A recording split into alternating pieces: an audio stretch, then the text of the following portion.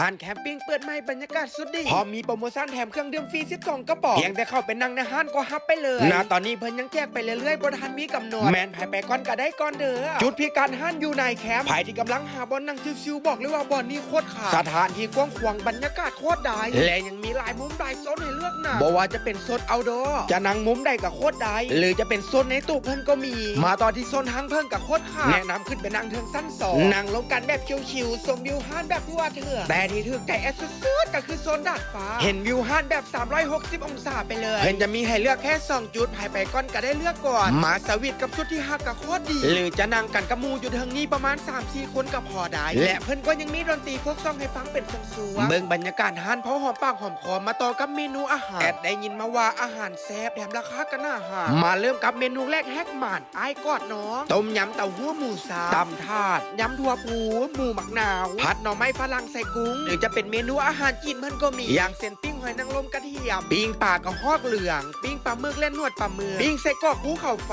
และเด็ดสูตรปลาย่างหม้อไฟเผ็ดหวานรสชาติสุดเข้มข้นและจัดจ้านอยากให้ทุกคนได้มาลองชิมเครื่องดื่มก็มีให้เลือกทั้งเมนูโซดาและค็อกเทลหมักแบบใดจัดเอาตามใจเลยเด้อบ่เว้าหลายใหญ่ห่างใดที่เฝ้าพักกันไปจัดแบบด่วนๆฮันอยู่ในคาเฟ่อาหารแซ่บบรรยากาศดีดนตรีม่วนเปิดให้บริการทุกมื้อตั้งแต่5 โมงแรงจนฮอด1 โมงกลางคืนหานเพิ่นตั้งอยู่บ้านตาลมีไซอยู่ใกล้ๆหรือว่ายำใหญ่ไซสวยกาหานซินด้านรัศมีไปบ่ฮอดจอดบ่ถึงเบอร์โทรและโลเคชั่นอยู่กล้องคอมเมนต์